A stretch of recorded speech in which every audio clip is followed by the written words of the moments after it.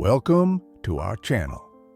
Today, we honor the memory of legendary actors, musicians, and other remarkable individuals who have recently left us. Let's take a moment to remember their invaluable contributions to the arts, culture, and society. Our deepest condolences go out to their loved ones and fans. We also express our gratitude for their work and achievements, which will continue to inspire future generations. Before we begin, show your support by liking this video and subscribing to our channel so you never miss our tributes to extraordinary lives.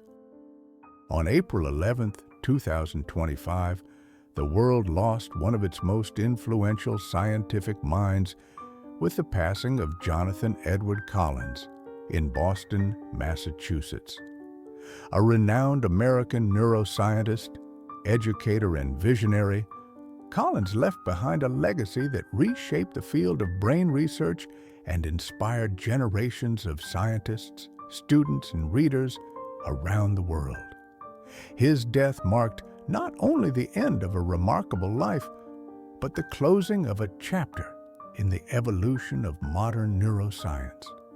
Born on July 2, 1952 in St. Louis, Missouri, Jonathan Collins grew up in a modest working-class household. His father, Harold, worked as a machinist in a local auto plant, while his mother, Patricia, was a librarian with a profound love for literature and learning.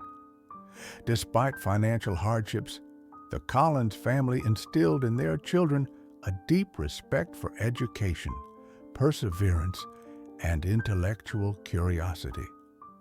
A pivotal moment in Jonathan's youth came when a childhood friend suffered a traumatic brain injury, an event that ignited his fascination with the human mind.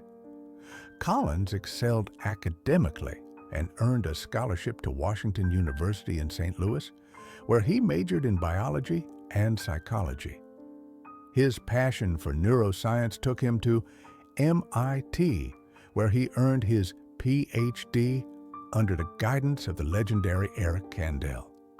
His groundbreaking research on synaptic formation in early brain development would go on to influence countless studies and set a new standard for inquiry into brain plasticity. Throughout his career, Collins remained at the forefront of his field.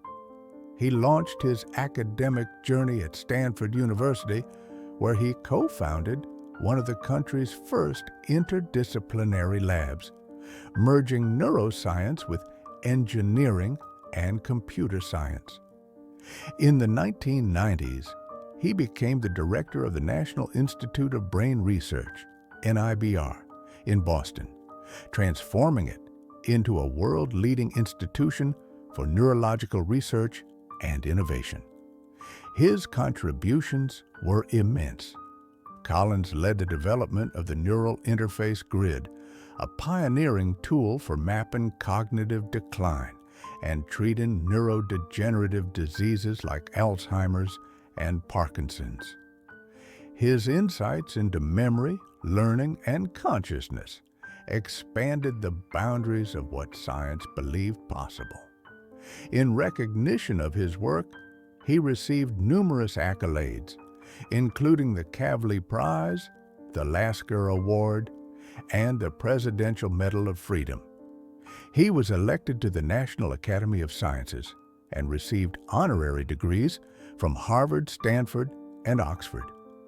Jonathan Collins was not only a brilliant researcher, but also a passionate communicator. His books, The Brain, Remembered, and Wiring the Mind, brought complex scientific ideas to the general public in a way that was engaging and accessible. His ability to translate abstract theories into human stories made him a beloved figure in science education. He mentored hundreds of students, many of whom went on to lead their own labs, start companies, and teach at major universities. To them, he was not just a mentor, but a guide, a friend, and a model of humility and intellectual rigor. Beyond his professional accomplishments, Jonathan was a devoted family man. He was married to Dr. Eleanor Reeves Collins, a molecular biologist with whom he shared over 4 decades of partnership, love, and intellectual collaboration. Their son, Benjamin, became a clinical psychologist, while their daughter, Sarah, pursued a career in architecture. Jonathan cherished time with his family, playing cello in quiet moments, and tended to his garden, his personal sanctuary away from the demands of science. In 2021, Collins was diagnosed with Parkinson's disease. Though the illness slowly progressed, he never withdrew from the world. Instead, he doubled down on his mission, continuing to teach, publish, and inspire. His final years were spent working on The Fragile Mind, a philosophical and scientific exploration of brain-machine interfaces and the ethical future of neuroscience.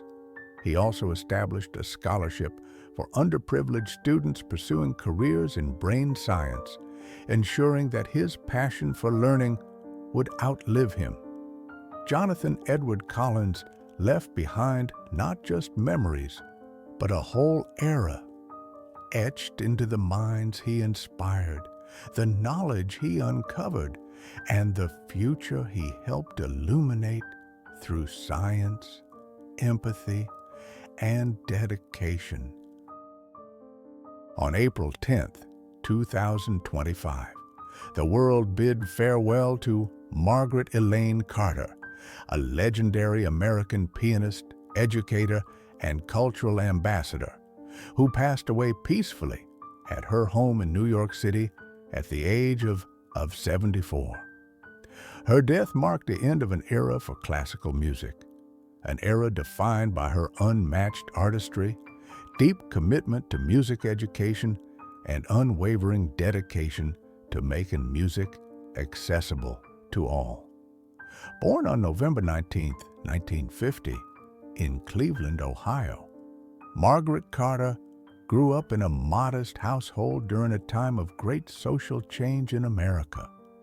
Her father worked in a steel mill, and her mother directed the church choir. Despite financial constraints and the challenges of growing up in a racially segregated society, music was a constant presence in the Carter home. Margaret displayed an extraordinary talent for piano at the age of 4 and gave her first public performance at her local church by the time she was 8.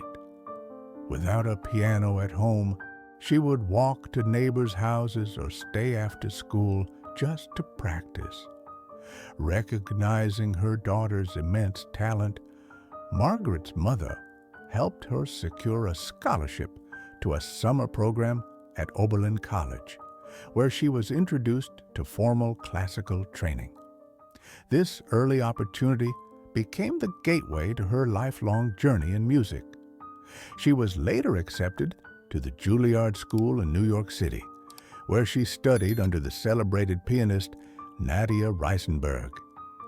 Her postgraduate work took her to Vienna, where she immersed herself in European musical traditions and cultivated a reputation as a performer of rare sensitivity and depth. Margaret Carter made her professional debut at the age of 22 with the New York Philharmonic, performing Rachmaninoff's Piano Concerto No. 1, 3, to critical acclaim. The New York Times hailed the performance as a revelation of emotion, intellect, and precision. Over the next 5 decades, she graced the world's most prestigious stages, from Carnegie Hall and La Scala to the Berlin Philharmonie and Sydney Opera House. Her interpretations of Chopin, Debussy, and Gershwin were regarded as both technically impeccable and emotionally profound.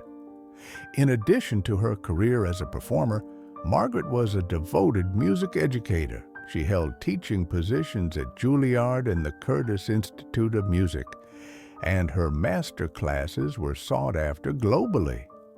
Her students often described her as both demanding and deeply inspiring, someone who challenged them to find the soul in every note. She believed that music was not just about technique, but about truth, empathy, and connection. Margaret also used her platform to expand access to classical music. She founded the Harmony Bridges Initiative, bringing music programs to underfunded schools and rural communities across the United States. As a UNESCO Artist for Peace and a cultural ambassador for the U.S. State Department, she performed in dozens of countries, fostering intercultural dialogue through the universal language of music. Her contributions earned her numerous accolades, including the National Medal of Arts, a Grammy Award for Best Classical Instrumental Solo, and the Kennedy Center Honors. She also received honorary doctorates from Juilliard, Yale, and the Royal Academy of Music. Margaret's personal life was filled with the same grace and richness as her music. She was married to jazz saxophonist Thomas D. Wallace, and together they raised 2 children, Ava, a film composer based in Los Angeles, and Langston, a professor of comparative literature. Their Harlem home was a haven of creativity, where conversations about art, politics, and history flowed as freely as the music. In 2019, Margaret was diagnosed with pancreatic cancer. Despite her illness, she remained active, performing in smaller venues, mentoring young musicians, and working on her memoir, Beyond the Keys, which is scheduled for publication later this year. Her final public performance in 2023 at Carnegie Hall, a moving program of Debussy and spirituals, was a triumphant and emotional farewell to the stage she loved so dearly. Margaret Elaine Carter left behind not just memories, but an entire era, one shaped by her virtuosity, vision, and unwavering belief in the power of music to uplift, unite, and transform lives.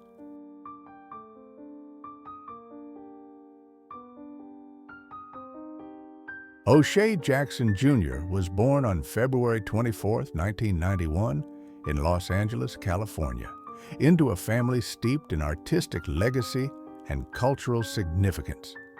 His full name, O'Shea Jackson Jr., carries with it the weight of a famous name. His father, O'Shea Jackson Sr., is better known as Ice Cube, one of the most prominent figures in hip-hop and film. His mother, whose name is often mentioned in interviews as Laura, contributed significantly to creating a stable and nurturing home environment where creativity was valued, even if she herself was not a celebrity. From an early age, Jackson was exposed to music, performance, and storytelling.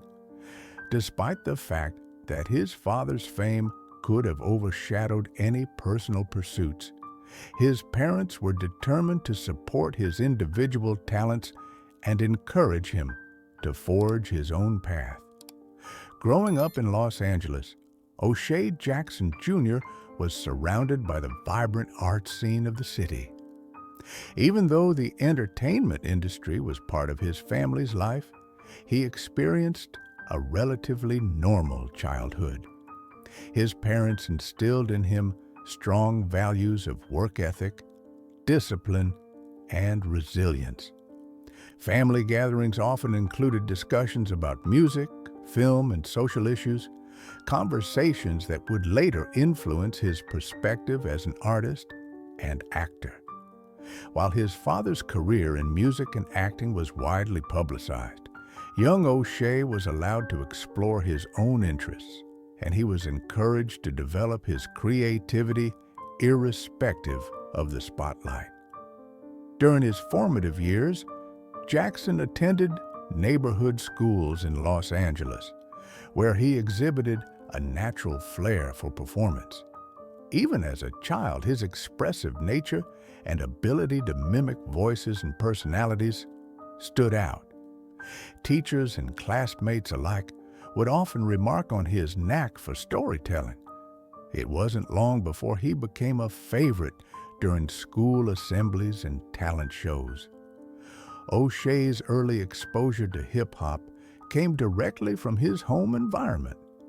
The sounds of classic rap and the rhythm of his father's music filled the household and sparked his interest in the art of lyrical expression.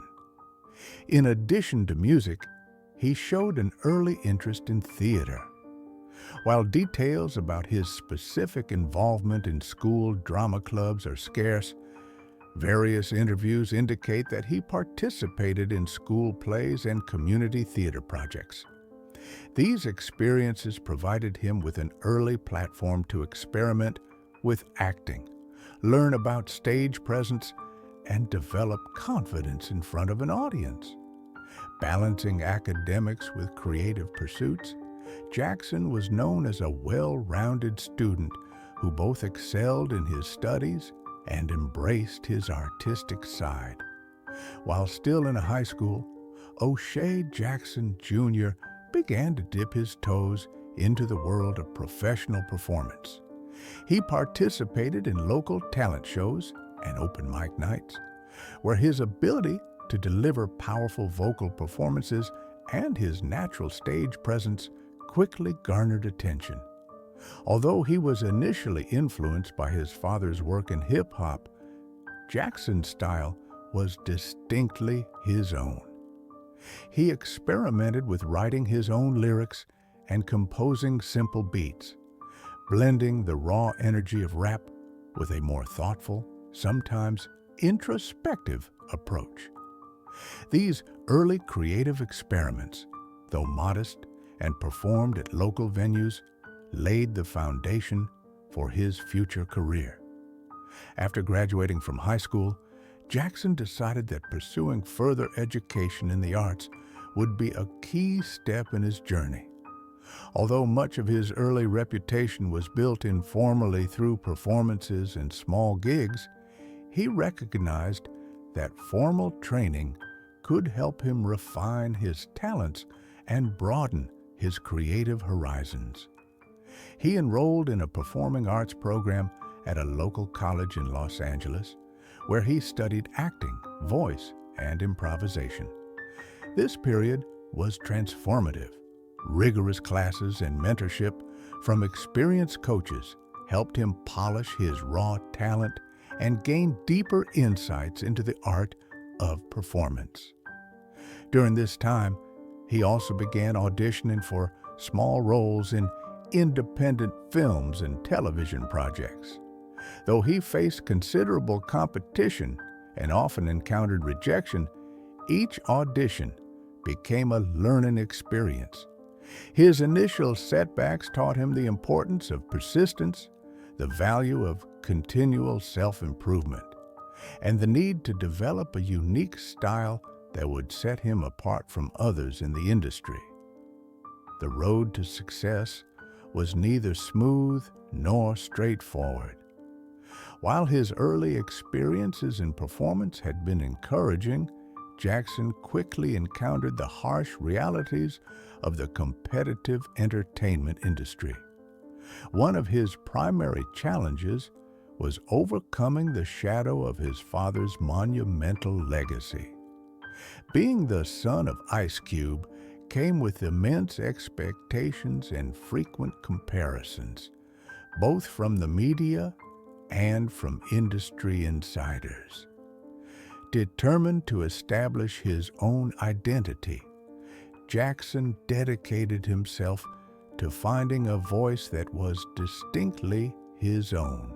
This meant taking risks and embracing roles that challenged him, rather than simply echoing the style of his famous parent.